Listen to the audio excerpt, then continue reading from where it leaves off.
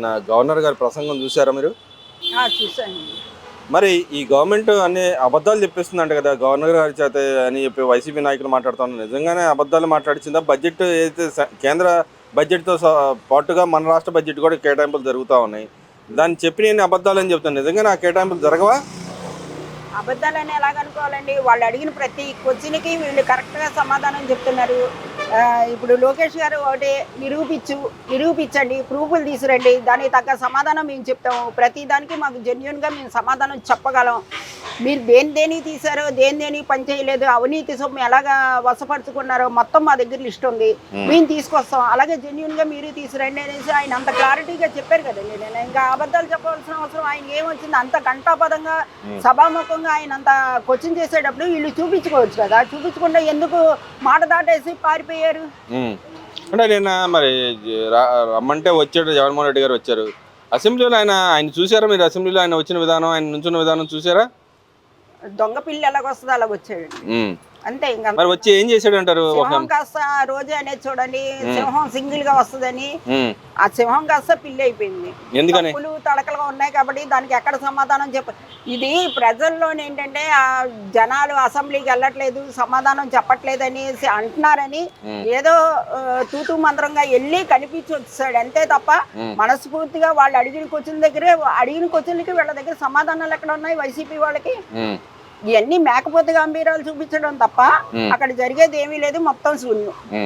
మరి అంటే రాష్ట్రంలో లా అండ్ ఆర్డర్ లేదని చెప్పి అంటా ఉన్నాడు. మరి ఆయన గతంలో అయితే పరామర్శ యాత్ర చేసాడు, గంటలు చేసిన పరిస్థితి. నిజంగా లా అండ్ ఆర్డర్ లేకపోతే మరి ఆ యాత్ర చేయగలిగాడు అంటారు? అసలు నిన్న ప్లకార్డులు కూడా అయ్యే పట్టుకొని వచ్చారు. వీళ్ళు లా అండ్ ఆర్డర్ అంటూ లేకపోతే వాళ్ళ పరిపాలనలాగే వీళ్ళు పరిపాలించుంటే ఈ రోజు రోడ్డు మీదకి వైసీపీ అనే ముద్ర ఉన్న ఎవరైనా బయటికి రాగలరా? అది మీకు తెలియాలి. లా అండ్ ఆర్డర్ ఎంత కరెక్ట్ గా ఉందో, ఎంత ఇదిగా ఉందో మీకు తెలిసి కూడా పైకి ఏదో అబద్ధాలు చెప్పినట్టు అబద్ధాలు మాట్లాడితే దానికి సమాధానం మీరు చెప్పుకోవాల్సి వస్తుంది, కానీ మీ గవర్నమెంట్ చెప్పుకోవాల్సిన అవసరం లేదు. అంటే ఇక్కడ ఆయనకి సెక్యూరిటీ ఇవ్వలేకపోతున్నా, గతంలో ఆయనకి 1000 మంది సెక్యూరిటీ ఉంటే ఇప్పుడు దాంట్లో సగం కూడా ఇవ్వట్లేదు అంటే ఈ గవర్నమెంట్ చంపడానికి ప్రయత్నం చేస్తుందంటే ఆయన నిజంగా హత్యాయత్నాలు చేస్తుందా ఈ గవర్నమెంట్? నిజంగా అలాంటి హత్యా రాజకీయాలు జరిగితే, హత్యా రాజకీయాలు చేయాలనుకుంటే మీ ఆలోచనలో ఈ గవర్నమెంట్ ఆలోచిస్తే ఈ రోజు మీరు రోడ్డు మీద కాదు జైల్లో ఉండేవారు. కాబట్టి స్వేచ్ఛా పక్షుల్లో ఈ రోజు తిరుగుతున్నారంటే కక్షపూరిత రాజకీయాలు చేయట్లేదు కాబట్టి వాళ్ళు స్వేచ్ఛా పక్షుల్లోకి బయట తిరగలుగుతున్నారు. అది మీ మనస్సాక్షికి తెలుసు, బయటకు ఎందుకు మాట్లాడుకోవడం? అంటే ఇక్కడ మరి లోకేష్ గారు రెడ్ బుక్ రాజ్యాంగం నడిపిస్తున్నారు, లా అండ్ ఆర్డర్ లేదని పదే చెబుతా ఉన్నారు కదా నాయకులు. రెడ్ బుక్ రాజ్యాంగం నడిపిస్తారండి, తప్పేముంది నడిపిస్తే. ఇప్పుడు తప్పు చేసేవాడిని శిక్షించకుండా గాలికి వదిలేయాలా ఏంటి? అంటే సామాన్య ప్రజలకైతే ఒక న్యాయమును, వీళ్ళకైతే ఒక న్యాయమా? ప్రజలే ప్రశ్నిస్తారు. ఇప్పుడు లోకేష్ గారిని కానీ చంద్రబాబు నాయుడు గారిని కానీ ఎవరిని ప్రశ్నించినా సామాన్య ప్రజలకు ఒక న్యాయం, నాయకులకు ఒక న్యాయమా? ఎందుకంటే వాళ్ళు చేసే తప్పులు 100 మందిలో 50 మందికన్నా తెలుసుగా. దాన్ని ఎందుకు క్వశ్చన్ చేయట్లేదని ప్రజలు అడగరా చంద్రబాబు నాయుడు గారిని? మరి ఆయన వెనక 40% ఉన్న మనుషుల కోసం ఎందుకు పోరాడలేకపోతున్నాడు? మరి ఎవరి కోసం పోరాడతాడు ఆయన రేపు వచ్చినా కూడా? తన కోసం తను పోరాడుకుంటాడండి, జనాల కోసం అయితే కాదు. తన ఆస్తులు రక్షించుకోవడం కోసం, తను చేసే తప్పిదాలు రక్షించుకోవడం కోసం, తన చుట్టూతో ఉన్న సైన్యాన్ని రక్షించుకోవడం కోసం పాదయాత్రలు చేయాలి, పోరాటం చేయాలి తప్ప ప్రజల మీద అభిమానాలు కాదు, ప్రజల మీద ప్రేమలు కాదు. మరి ఆయన నా వెనకాల జనాలు ఎంతమంది జనాలు వచ్చారు మన పాదయాత్రలో, ఏదైతే ఆయన ఆ యాత్ర కూడా వెనకాల ఇంతమంది ఉన్నారు కాబట్టి ఇప్పుడు కానీ బుద్ధి తెచ్చుకోండి, లా అండ్ ఆర్డర్ సరిగా ఉంచండి. ఒక పక్క దాడులు సహించేది లేదు, మేము దిగితే అలాంటి దాడులు మేము చేయగలమని మాట్లాడుతూ ఉన్నాడు కదా. అదే జనాలు తెలుసుకోవాలండి. మాట్లాడితే వాళ్ళు ప్రజల్ని మేము సుభిక్షంగా చూస్తాము, మేము వస్తే ప్రజలే రాష్ట్రాన్ని అభివృద్ధి చేస్తాము, కంపెనీలు తీసుకొస్తామన్న మాట ఒక్క మాట ఏ రోజు కూడా జగన్ గారి నోటంట రాలా. ప్రతిసారి కక్షపూరిత రాజకీయాలు, చంద్రబాబు నాయుడిని అర్జీ చేస్తా, లోకేష్ని ఇచ్చేస్తాను అని మాట్లాడటమే తప్ప నేను రాష్ట్రాన్ని రేపు వచ్చే 5 సంవత్సరాల్లో రాష్ట్రాన్ని అభివృద్ధి చేస్తాను, మీరు ఎంత మా మీద కక్షపూరిత రాజకీయాలు చేసినా మేము మాత్రం రాష్ట్ర ప్రజల కోసం పోరాడతామన్న మాట మాట్లాడట్లా. ఎంతసేపు మాట్లాడినా సరే మా మీద చర్య తీసుకున్న వాళ్ళని మేము హెరాస్మెంట్ పెడతాం రేపు 5 సంవత్సరాలు వచ్చిన తర్వాత అన్న మాట తప్ప మామూలుగా మాట్లాడట్లేదు. మరి ఇక్కడ అంబటి రాంబాబు విషయంలో ఒక మహిళగా చెప్పండి, ఆయన చేసిన వ్యాఖ్యలు ఎలా చూస్తారు? మరి ఆయన ఇప్పటికీ ఈ వైసీపీ నాయకులు మాట అక్రమ కేసులు పెడతా ఉంది ఈ గవర్నమెంట్ అని చెప్పి, మరి రెడ్ బుక్ రాజ్యాంగం నడిపిస్తుంది ఆయన మీద అని చెప్పి మాట్లాడుతాను. నిజంగానే అలా జరుగుతుందంటారా? అంబటి రాంబాబు గారు మాట్లాడిన మాటలు ఒక మహిళగా నన్ను కాకుండా వాళ్ళ తల్లిని వాళ్ళ చెల్లిని అడగమనండి, వాళ్ళే చెప్తారు సమాధానం. ఇంకా రెడ్ బుక్ రాజ్యాంగం అనేసి అంటే ఇందాకే చెప్పారు, రెడ్ బుక్ రాజ్యాంగం అనేది అమలు చేస్తే వీళ్ళు రోడ్డు మీద అదే ఫ్రీ స్వేచ్ఛగా తిరిగేవారు కాదు, మరి ఇక్కడ జైలు పక్షుల్లాగా జైల్లో కూర్చునేవారు. అంటే ఇక్కడ మరి దొంగ కేసులు పెడుతుందండి అంబటి రాంబాబు, రోజుకో దొంగ కేసు పెడుతుందండి ఈ గవర్నమెంట్. దొంగ కేసులు పెట్టవలసిన అవసరం ఏమొచ్చింది? దొంగ కేసులు పెట్టినప్పుడు నిరూపించుకోవడానికి న్యాయస్థానం ఉంది, ప్రజలు ఉన్నారు. ప్రజలు మీ వెనకాదలు ఎందుకు ఉండట్లేదు? దొంగ కేసులు పెట్టేటప్పుడు నువ్వు కోర్టు అనేది ఉందిగా, నువ్వు జెన్యూన్గా వెళ్ళి నిరూపించుకోవచ్చుగా. మీరు పెట్టింది దొంగ కేసు, నా మీద అపవాదం చేసింది దొంగ కేసు అనేసి నువ్వు మీరే అన్నారుగా, చట్టం తన పని తను చేసుకుపోతుంది అనేసి. అంటే అప్పుడు చట్టం తన పని చేసుకుపోతుంది, ఇప్పుడు చేస్తే తప్ప? అప్పుడు చేస్తే కరెక్ట్, ఇప్పుడు చేస్తే తప్పు. మరి అప్పట్లో కూడా తెలుగుదేశం నాయకుల్ని ఇష్టం వచ్చినట్టు మీరు హెరాస్మెంట్ చేశారుగా.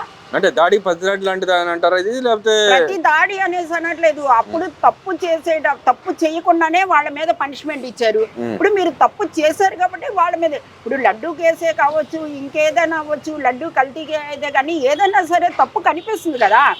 చిన్న తప్పైనా పెద్ద తప్పైనా తప్పు తప్పే, దాన్ని మీరు సమాధానం చెప్పుకోవాలి. దానికి దొంగ అపవాదం చేశారు అయ్యి అంటే ఎలాగా? మరి ఇక్కడ సిపిఐ నారాయణ కూడా అడుగుతా ఉన్నారు, తిరుపతి లడ్డు వ్యవహారం మీద రాజకీయాలు చేయొద్దని చెప్పి ఆయన కోరుతా ఉన్నాడు. నిజంగా రాజకీయాలు ఈ గవర్నమెంట్ చేస్తున్నారు లేకపోతే వైసీపీ నాయకులు చేస్తున్నారు అంటారు? అది రాజకీయం ఎందుకు అవుతుందండి? ఇప్పుడు ఆయన ఒక సీఎం కాబట్టి దాన్ని తిరుపతి లడ్డూలో ఇది అన్యాయం జరిగింది కాబట్టి ఆయన రెక్టిఫై చేశాడు, దాన్ని చట్టం చూసుకుంటుంది, దాన్ని రాజకీయం ఎందుకు అవుద్ది? వీళ్ళు పదే పదే సమాధానాలు చెప్పిన దానికి వాళ్ళు తిరిగి సమాధానం చెప్తున్నారు. కానీ లడ్డూకి ఇప్పుడు కల్తీ అనేది జరగలేదా? రాజకీయం చేయడం పక్కన పెట్టండి, కల్తీ అనేది జరగలేదా? జరిగిందని సిట్టు చర్య ఇది చేసింది, దాన్ని అది కూడా తప్పంటే ఎలాగా? అంటే తప్పని ప్రశ్నిస్తే అది రాజకీయమా? అంటే నేను ఉండవల్లి కూడా మాట్లాడుతూ ఉన్నాడు, అసలు దాని తిరుపతి లడ్డు వ్యవహారంలో అది ఏం జరగలేదు, కావాలని అంబటిని ఇరికిచ్చారు, ఈ గవర్నమెంటే తప్పు చేసింది అన్నట్టు మాట్లాడుతూ ఉన్నాడు కదా. అప్పుడు మొదట ఈయన ఏం చేశాడు? ఉండవల్లి ఇంట్లో నిద్రపోతున్నాడా? ఫస్ట్ ఇది 2 నెలల ఎప్పటి నుంచో సాగుతున్న చర్య కదా, అప్పుడే నువ్వు ఎంటర్ అవ్వచ్చుగా, అప్పుడే చెప్పొచ్చుగా. ఇప్పుడు కొత్తగా ఎందుకు జ్ఞానోదయం అయింది? లడ్డూని తప్పు జరిగింది కాబట్టి తప్పు అని చెప్తే, అంటే కల్తీ జరుగుతున్నా కూడా జరగలేదనేసి చంద్రబాబు నాయుడు గారు కూడా వీళ్ళకి క్లీన్ చీట్ ఇస్తే చంద్రబాబు నాయుడు గారు మంచోళ్ళు లేకపోతే చెడ్డోళ్ళు. అది అంటే మరి ఉండవల్లి గారు గతంలో వ్యాఖ్యానించాడు, జగన్మోహన్ రెడ్డి ఇలాగే ఉంటే గెలవడు అని చెప్పిన మాట్లాడిన వ్యక్తి ఈరోజు వచ్చి అంబటి రాంబాబు విషయంలో కానీ ఇటు పక్క తిరుపతి లడ్డు వ్యవహారంలో కానీ ఆయన మాటలు ఎలా చూడొచ్చు అంటారు? ఆయన మాట్లాడుతూ ఉన్నాడు దీంట్లో కల్తీయే లేదు అన్నట్టుగా మాట్లాడుతాడు. నిజంగానే కల్తీ లేదని ఆయన ఎలా సర్టిఫై చేశాడు అంటారు? ముందు ఆయన క్లారిటీ తెచ్చుకోమనండి. ఆయన మాట్లాడే మాటలకు ఒక క్లారిటీ ఉంటే, మాట ఎలాగైనా మాట్లాడచ్చు, నాకు వాగ్దాటి ఉంది, నేను ఎలా మాట్లాడాల్సిన జనాలు వినేస్తారు అనేసి ఉండవల్లి ఆ భ్రమలో నుంచి కిందకి దిగితే కృష్ణసారి ఏం మాట్లాడారు? ఆయన అపరమేధావు కదండి, అపరమేధావు కదా ఆయన. అపరమేధావు కూడా ఒక్కొక్కసారి పప్పులు అడిగేస్తాడు. అంటే గతంలో అయితే ఒక క్వార్టర్ బాటిల్ ఒకటి తీసుకొచ్చి ఇంతకు తయారైద్దని చెప్పిన వ్యక్తి గతంలో మరి ఎందుకు మాట్లాడేపోయాడు, ఇప్పుడు వచ్చి ఎలా మాట్లాడగలుగుతున్నాడు? అంటే ఎవరు దీని వెనకాల ప్రోత్బలం ఉందంటారు? ఆయన ఉండొచ్చు, ఇప్పుడు రాజశేఖర్ గారి కొడుకు అని అభిమానం ఈయనకు ఉండొచ్చు కదా, అయ్యో అని పాపం ఉండొచ్చు కదా. అంటే పెద్ద తరహా మనిషి కదా, పెద్ద తరహాగా ఆలోచించవచ్చు కదా. నా ఫ్రెండ్ కొడుకు నా కొడుకు లాంటోడే, ఏదో ఉచ్చు బిగిస్తుంది, కొంచెం ఏదో దయ చూపిద్దాము, జాలి చూపిద్దాం అని ఆయన ఆలోచించవచ్చు కదా. దాని ఆ అభిమానంతో ఎవరైనా ప్రేరేపించడం వల్ల ఈయన అలా మాట్లాడవచ్చు కదా. అదెందుకు అనుకోరు మీరు? అంటే మరి వాస్తవంగా అలాగే మాట్లాడుతున్నాడు అంటారు ఆయన? అంతే మరి, ఫ్రెండ్ కొడుకు అనేసి అభిమానంతో మాట్లాడొచ్చు కదా. అది అంతకు ముందు వాటర్ బాటిల్ తీసుకొచ్చి నువ్వు తప్పు చేస్తున్నావు, నువ్వు కరెక్ట్ కాదని చెప్పిన మనిషి ఈ రోజు సాక్షాత్తు కలియుగ దైవం వెంకటేశ్వర స్వామి విషయంలో తప్పు చేసినప్పుడు నువ్వు ఎందుకు ఖండించట్లేదు? నీకు ఎందుకు అభిమానం? ఎన్నాళ్ళు లేని అభిమానం ఇప్పుడు ఎందుకు పుట్టుకొచ్చింది? అంటే నీ వెనకాతలు ఎవరైనా ప్రేరేపణైనా ఉండాలి, లేదంటే నీకేంటంటే ఆ ఫ్రెండ్ కొడుకు అన్న అభిమానం అన్న పొంగి రావాలి. అంటే అది ఆలోచించమాకండి ఉండవల్లి గారు. దైవానికి అక్కడ దైవం విషయంలో నష్టం జరిగింది, అది మన మనోభావాల్ని దెబ్బతీశారు కాబట్టి ఆ రకంగా ఆలోచించండి. మరి అదేవిధంగా చూసుకుంటే అయితే కల్తీ మద్యం వ్యవహారంలో ఒక్కో విషయాలు వాస్తవ వెలుగు చూస్తూ ఉన్నాయి. ఇవాళ రాజకేశ్ రెడ్డి గారు ఏదైతే బెయిల్ పిటిషన్ పెడితే దాన్ని కూడా కోర్టు తిరస్కరించిన పరిస్థితి. దీంట్లో ఈ మెయిన్ సూత్రధార ఇతనే అని చెప్పి కరాఖండి చెప్పింది. ఎప్పటికీ దాని వాస్తవాలు బయటకు వస్తాయి అంటారు? గవర్నమెంట్ చర్య తీసుకుంటుంది కదండి, గవర్నమెంట్ క్లారిటీ తీసుకుంటుంది కదా. తీసుకునేటప్పుడు అది మొత్తం అనేది బయట పెడితేనే కదా మద్యం విషయంలో బయటపడేది. అది కల్తీ చేశారు కాబట్టి కల్తీ చేశారని కేసు పెట్టారు. అది అంటే అంటే సుప్రీంకోర్టు కూడా ఆయన తప్పు చేశాడని చెప్తా ఉంది. వీళ్ళని మా నాయకుడు మా వాళ్ళు ఎవరు తప్పు చేయలేదని మాట్లాడుతూ ఉన్నారు. బయటకు వచ్చారు, బెయిల్ వచ్చేసింది, మా నాయకుడు గొప్ప నాయకుడు అని చెప్పి ప్రచారం చేసుకుంటాను, ర్యాలీలు నిర్వహించే పరిస్థితి ఉంది. ఇప్పుడు ఏమైనా కోర్టు అయినా మెయిన్ సూత్రధారి నువ్వేరు అబ్బాయి, నువ్వు బయటికి రావడానికి వీల్లేదని చెప్పి కరాఖండి చెబుతుంది. దీనివల్ల ఏం జరుగుతుంది అంటారు? అసలు కోర్టులో జరుగుతున్న వ్యవహారాన్ని చూస్తే మీకు ఏమనిపిస్తుంది? ఎవడ పిచ్చాడు కానందం అండి. జనాల్లోని బతికున్నామని చెప్పుకోవడానికి ఈ ర్యాలీలు ఇవన్నీ తప్ప అక్కడ జరిగింది తప్పని వాళ్ళకి తెలుసు, జనాలకి తెలుసు, ప్రజలకి తెలుసు. మద్యం విషయంలో ఎంతమంది సంవత్సరాలు తెగిపోయి బయటపడి ఎంతమంది ఆడపిల్లలు బతుకులు చిన్న చదరం అయిపోయాయో జనాలందరికీ తెలుసండి. గత ప్రభుత్వంలో శానిటైజర్ కొనుక్కొని తాగేవాడు, ఈ ప్రభుత్వంలో శానిటైజర్ అనేది కొనుక్కున్నవాడు లేడు. చక్కగా వెళ్తున్నాడు, మద్యం తెచ్చుకుంటున్నాడు, తాగుతున్నాడు. ప్రతి బార్లోని ఏంటంటే బయటికి బ్యానర్ స్టిక్కర్లు అంటేస్తున్నారు, బయటకు కనిపించేటట్టు. మనం రోడ్డు మీద నడుస్తున్నప్పుడు కూడా కనిపిస్తుంది మద్యం బాటిల్ ఎంత. ఆ గవర్నమెంట్లో ఎందుకు చేయలేపారు ఆ పని? ఇప్పుడు జరుగుతున్నట్టు అంటే ఆయన గతంలో వాగ్దానం చేసిరుగా, ఇంత రేటు పెడితే మద్యం కొనుక్కోరు కాబట్టి మద్యమాన్ని నిషేధం చేస్తానందుకే పెంచని చెప్పుకుంటున్నాడు. మరి అక్కడ 2.5 సంవత్సరాల్లో పెంచారండి. ఆ తక్కువ 2.5 సంవత్సరాల్లో రద్దు చేయొచ్చుగా. 5 సంవత్సరాలు ఎందుకు కంటిన్యూ చేశాడు? అంటే నిషేధం ఆయన అమలుపరచాలని కోరుకున్నాడుగా, మరి మీ మహిళలకే చెప్పాడుగా. అవునండి, 2.5 సంవత్సరాల్లో నువ్వు రేటు పెంచావు అనుకుందాం. 5 సంవత్సరాల్లో 2.5 సంవత్సరాల్లో రేటు పెంచి అమ్మావు. జనాలు ఏమన్నా కొనుక్కోవడం మానేశారా? కొనుక్కున్నారుగా. పోనీ అలాగనుకున్న తర్వాత 2.5 సంవత్సరాల్లోనే నువ్వు నిషేధం చేయాలిగా. నీ గవర్నమెంట్ కంటిన్యూ మంది ఎందుకు అమ్మింది? నిషేధం చేస్తాను అన్నది 2.5 సంవత్సరాలని తీసుకోండి, లేదు 3 సంవత్సరాలు తీసుకోండి. అమ్మావు, అయినా జనాలు కొనుక్కున్నారు. ఎందుకు నిషేధం చేయలేకపోయావు? ఏమైనా తగ్గిందా? నువ్వు రేట్లు పెంచడం వల్ల ఏమైనా కొనడం మానేశారా? మరి ఇప్పటికైనా ఏదైతే ఈ గవర్నమెంట్ తప్పులు చెప్పింది వాళ్ళు చెబుతా ఉన్నారు, వాటి మీద వచ్చి ఇప్పటికైనా అసెంబ్లీలోకి వచ్చి మాట్లాడతారా? మాట్లాడడానికి వాళ్ళకి ధైర్యం ఎక్కడ ఉందండి? ఎందుకు మాట్లాడతారు? అంటే స్పీకర్ ధైర్యం ఇస్తున్నాడు, మీరు వచ్చి మాట్లాడి నేను అవకాశం ఇస్తాను చెబుతున్నాడు కదా. స్పీకర్ ధైర్యం ఇచ్చినా వీళ్ళు అడిగిన క్వశ్చన్లకి వాళ్ళు సమాధానం చెప్పే ధైర్యం ఏది వాళ్ళ దగ్గర? ఇప్పుడు ఒక మద్యం గురించే మాట్లాడతారు కదండి.